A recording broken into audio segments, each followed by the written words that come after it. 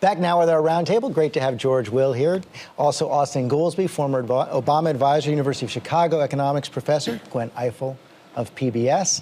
Andrew Sullivan of the Daily Beast, welcome. And Nicolle Wallace, of course, advisor to President George W. Bush, now political contributor to ABC. And George, we just heard both sides talk about their chances right now.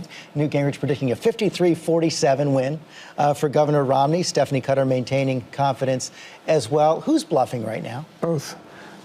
Both are bluffing because no one knows at this point. What we do know is that the trends for the last 3 weeks or so favor Mr. Romney. And so the question is, what will interrupt that trend, if anything? Who knows? But the question is, Andrew Sullivan, has the trend already been interrupted? Some signs that Romney's momentum had peaked at the end of last week. In fact, that Ohio poll we showed actually stopped polling, I think it was Tuesday night. For the last 3 weeks, the state polls, the swing state polls, have basically not changed. If you look at the state polls, they're the same they were 3 weeks ago. The bump that Obama got from the second, third debate has stabilized this. And the chances in the Electoral College at this point, unless you're right, unless this ABC poll in Ohio, which to me is really stark news. You mean the Ohio poll, yeah. If it's equal in Ohio, then that changes the equation. But that's a sudden move. The last 3 weeks, look at all the swing state polls, everything in them. It's been the same race for 3 weeks. One thing that has been clear, though, that is 3 weeks, Nicolle Wallace, that first debate clearly changed the narrative of this race. Right. It served as a light coming on and recasting Mitt Romney in a rather durable way. I agree that the polls in Ohio is really the only one that matters. I don't buy that there's a path without Ohio for Romney. So what they're pointing to this morning, what does suggest something that may be destabilizing the post-debate stability, is that the Des Moines Register editorial could have a ripple effect in that part of the country.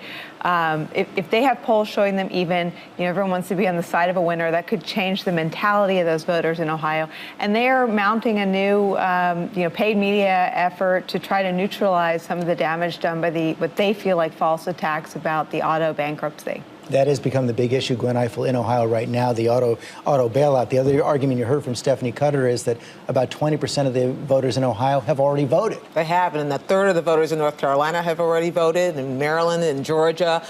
Stephanie Cutter is right about this. There were a lot of lines, part on the East Coast because they were worried about Sandy and maybe they wouldn't be able to vote at all. But I also think you have to look at what these candidates have in front of them. They have to get out there. I've talked to a lot of voters. I've never had them say I was waiting to see what my newspaper endorsement would be before they decided. So they're all trying to figure out what they're going to do, and the candidates want to get out. But the president had to cancel a couple of Virginia events. Mitt Romney had to cancel. But where'd they go? Back to Ohio. And Colorado. I'm watching Colorado very carefully. I think those suburbs around Denver, Arapahoe County and Jefferson County, where voters have gone back and forth, that's where a lot of this is going to get decided. Austan Goolsbee, Colorado is not going to be affected by Hurricane Sandy, but every one of those other states is.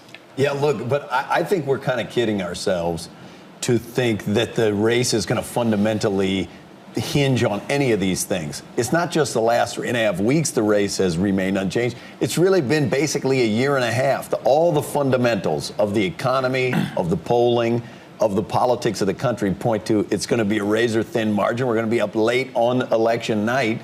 And so I think whether they're actually able to have their events or not, I still think. There's never been a point in this election all year at which Obama has not had a lead in the Electoral College vote, ever.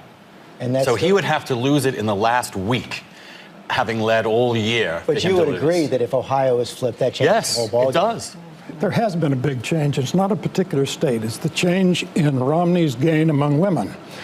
And that, I think, represents a huge recoil by professional women with college degrees against the condescension of the Obama campaign, which says, Austan, hang on, which says essentially, don't you trouble your pretty little heads about these men's issues like unemployment and all the rest. Worry about contraception, which has been a constitutional right for 47 years. It's a distraction, the entire war on women trope, and I think professional, educated women find it offensive. It also reveals a grave miscalculation. I mean, the Obama campaign put this front and center in their convention, and it had a positive effect in terms of rallying their base. It maybe put back together the Obama coalition and united the women that care about reproductive freedom first and foremost. But the president still has a double-digit lead among women. Of course, but Republicans don't need to best Democrats. They just need to tighten it. And I think they both made a gamble, and I think it was unclear who was going to end up being correct.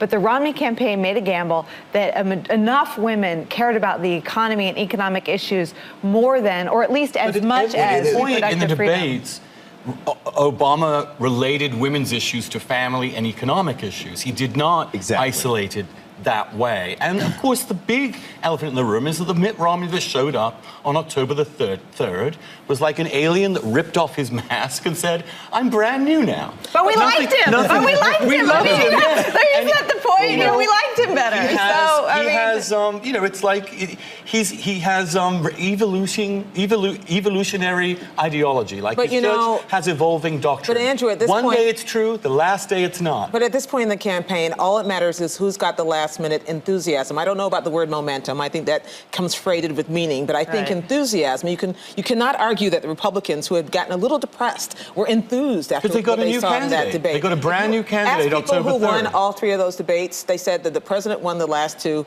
Romney won the first one, but Romney won all three. That's how important that first debate is. He's a brand new candidate. I want to talk great to bring in a new candidate. This is a campaign of distractions. We know that. It's a distraction for both candidates to talk about the joys of bipartisanship after they are elected. Right. That's the fundamental issue. It is. For the president to say, well, you know, we'll prick that balloon, and when I become president, we won't have partisanship anymore in Washington. For Mitt Romney to say, I can go and fix it, nobody believes any of that. Except that, you know, the Des Moines Register, and Nicolle was bringing it up, also want to bring this to you. I think the most powerful argument they ended up making that could have some impact if people actually read it is they seem to back up this idea that Mitt Romney had a better chance of forging bipartisan coalition. I found that very surprising. I don't think people paid that much attention to newspaper endorsements, but if you go back and look at Massachusetts, I mean, Mitt Romney vetoed 800 bills by the Democratic legislature in Massachusetts, and he had a 34% approval rating when he left office.